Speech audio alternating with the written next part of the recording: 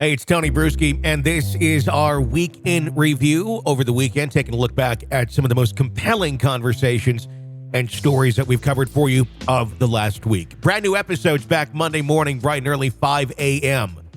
here on the podcast. You're listening to the Hidden Killers podcast. This is the Hidden Killers podcast with Tony Brueski. The sentencing of Lori Vallow Daybell going down. To talk about it with us today is retired FBI Special Agent and Chief of the Counterintelligence Behavioral Analysis Program, Robin Dreek. Robin, I got questions about this. Do you think Lori's religious beliefs, which we do know obviously influenced her action, should they be taken into consideration during the sentencing? Oh, that's an interesting question. I hadn't thought about that. Yeah. You know why? Because I don't really consider her religious beliefs having anything to do with religion. They just have to do about her. Exactly. Her religion is her, I think. Almost. Yeah, her religion is a screwdriver she uses to give her what she wants.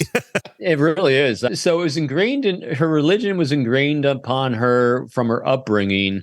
But because of her upbringing and again, that nature nurture versus nurture balance of her genetics, biology, of a pretty broken brain, as well as her nature part of what she was indoctrinated through her father and her parents with, it's a blend. But she used it as a tool, more not as much as a moral compass, really. Yeah. That's what religion is meant to give people, moral and ethical compasses in life. And she did not use it for that. So I wouldn't say that it should be considered.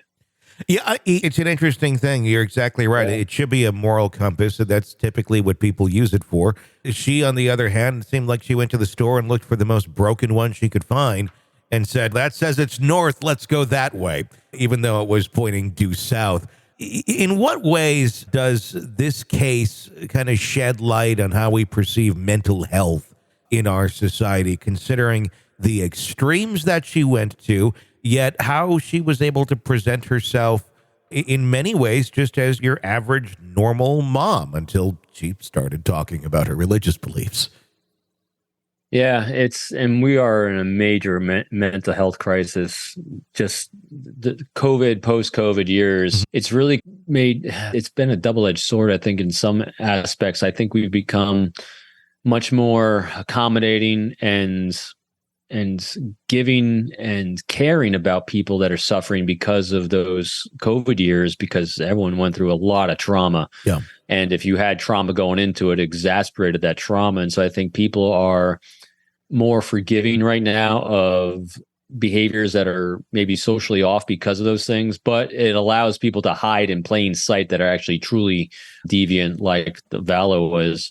And so I think it's a kind of double-edged sword, but I think I'm definitely seeing the stigma of mental health falling away more and more. I think it's on a parabolic curve, really, of falling away just because people are suffering so much, and well-known people and people that when you can let go of the shame of things and society doesn't shame you, it's amazing the things you can solve in life. And I think that's what's happening is the de-shaming of mental health with a lot of people is helping people get fixed finally, I hope. Hopefully. Do you feel like those years of COVID brought a lot of people to the surface? And Lori Vallow Daybell is not one of those cases, I believe. There's a lot of these things were going on before COVID. There was some during COVID, but I think she doesn't necessarily have the effect of COVID on this case. But I think there's many others that have popped up since that maybe otherwise wouldn't have gone to extremes that they did. But maybe the isolation, those bizarre years, did that exacerbate the world of people behaving horribly towards one another, especially when it comes to mental health and what one is capable of doing if they're not well? 100%. Our mental health as a biological organism really stems in two major areas. And that is, the first and foremost is our ability to connect with healthy relationships with others. We are social creatures. And when we are denied the ability to have good social interactions in person, Zoom is fantastic. What a gift it was compared to nothing. But it does not take the place of in-person. The power of in-person, the power of proximity is major. And the other aspect of it is problem solving. Boy, I think it really exasperated, as we've seen in so many of these cases. People have lost the ability to work a problem. It's society wide, and they go from 0 to 100, 0 to freak out, 0 to I don't know what to do, so I'll just start shooting. It seems like extremely rapidly, instead of just sitting back instead of asking why me and playing the victim and thinking to themselves, is the world against them, and so I'm going to take retribution against the world. Just asking themselves, what exactly can I do to solve this problem? And so I think you have those two things exasperated together, is that social isolation, which destroys our mental health, our lack of ability to really problem solve like we used to be able to do and innovate, because innovation only comes when we feel safe in our environment. And so we've had a number of years of not feeling very safe for whatever reasons those are. And there's multitudes of them. But I think those have been really highlighted in the last bunch of years, without a doubt. Does the case highlight any gaps when they look back on this in terms of law enforcement reviewing this and protecting children? Because there were many months here between saying, where are your kids, to actually forcing her to show up with her kids, which she obviously did not do and then was investigated. Is this situation something that one can look back on and go, you know what, this is how we did it then, but we need to be able to get ahead of the game on this and not basically let someone like this win and get ahead of law enforcement and end up taking the kids out before they can be found? I hope so. It's anytime we face anything in society for the first time and it's catastrophic, very rarely do we go back and make the same mistake twice. I've used 9/11 as a reference for this.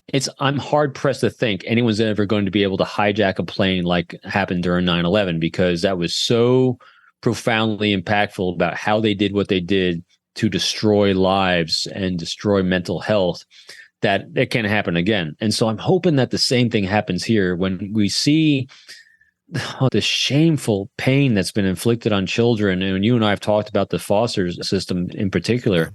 I am very hopeful that now that people see that some damage can be done and prevented early on, I'm hoping this starts more of a process. If you see something, say something. And now that we're taking a closer look at the impact of this on children in homes, they're going to say something. Just in school districts, I think across the country right now, they're seeing they need to make a change about the interaction that they're having with children in a positive way in this light. So I'm hoping.